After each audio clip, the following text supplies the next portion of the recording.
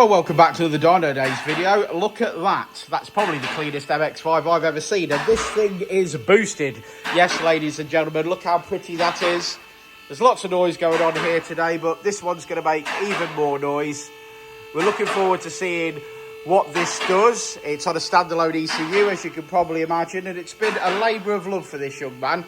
So he wants to rock and roll and get some power, and that's what we're going to try and deliver. So, yeah, let's put it through its paces. I think we do a run and start dialing some stuff in. But, yeah, what a lovely car. Good choice of wheels as well. Look at them. Nom, nom, nom.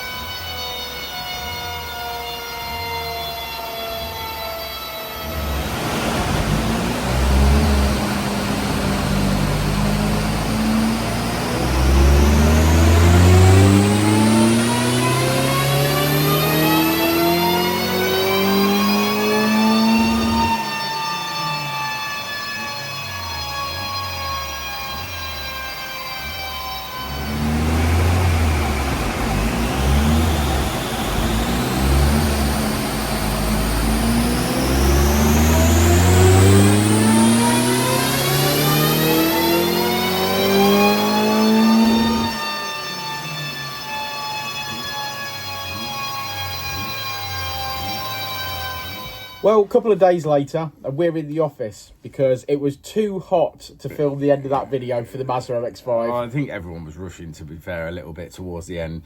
Customer obviously wanted to get away. We were extremely hot. Sweaty. Wet. It was Friday. Tom had had enough. He wanted to go home. So it was like, it was put everything away and get packed up and leave. And that part of the video got missed. Yeah, but what a car. Yeah, came out really well. It did. He's put a lot of time and effort into that car, hasn't he? Yeah, he's done a really nice build on it, to be fair. He specced nice parts and good parts. I don't want to speak bad of MX5s, but generally you get two types of MX5 customer. You get that type of customer where he buys the best of everything that he can afford to buy. And then the other type is where they've got no arches, so they've just used tape. Yeah, they just, they put it together with no beads on the pipes and use a really cheap log manifold that doesn't make any power and all that sort of stuff. And, so you get two sides. We've sort of become, for want of a better way of wording it, very selective with the MX5s we take on. I know this young man anyway. He's friends with my son, or was friends with my son, so I've known him for quite a while anyway. But I knew that obviously with how he talked to me about it, yeah, he talked to me about the build and inspect the build and stuff, and I'd been talking to him anyway that it was going to be good. So yeah, sort of helped him spec it. Yeah. And then you get a decent result. And do you think the 220 odd? Yeah, I think it was a good result. I think it's a good result. That's exactly where I expected. I said to him, we'd be aiming for around the 220 mark. In light of recent cars or other cars that we'd obviously tuned in the past. He wanted a low and a high boost setting, so we sort of worked on that. To be honest, whilst, yes, we did complete that, if you understand what I mean, I wasn't truly 100% happy with the high boost side of things, because what I was worried about is that it was so hot on Friday that, for example, once he was, say, back out on the road, and for example, the following morning was 20 degrees. Yeah.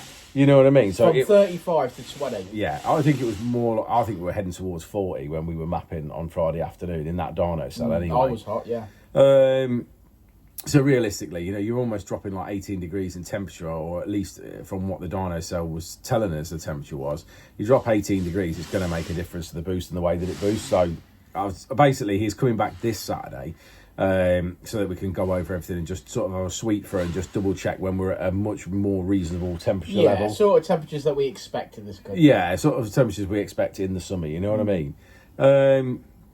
Yeah, so, I mean, I think it went really well. I think we got the numbers that he wanted, considering we were fighting the temperature. So hopefully, a little map revision, map tweak, whatever you want to call it, on Saturday. Just to make sure. Just to make sure and be 100%. He said he drove it on Saturday and it was great, loved it. So he's not had any problems with it. It's just that I'm saying I want to have it back and have another look. But yeah.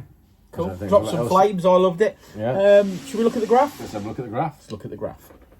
Well, there we go, guys. That is some graph. 223.5 brake horsepower, the turbo Mazda MX5. I tell you what, it's hot. It's the hottest day I remember. It's 35 degrees. Look at that. 35 degrees in this dyno cell. That is one hot day. But it's made some good power. It's dropped some flames. We've loved tuning it. We've loved working on it. We'd like to see it back on a nice colder day. We have had to make some adjustments for the temperature, as we know it's going to cool down eventually. So yeah, there we go, another one in the bag. If you've got a Mazda MX5 and you want some work doing, we can do everything, whether it's a set of coilovers, a clutch, or indeed a turbo conversion and a map. You give us a shout. This car's awesome. He's going to go and have a lot of fun now, and I'm going to go and have a cold shower.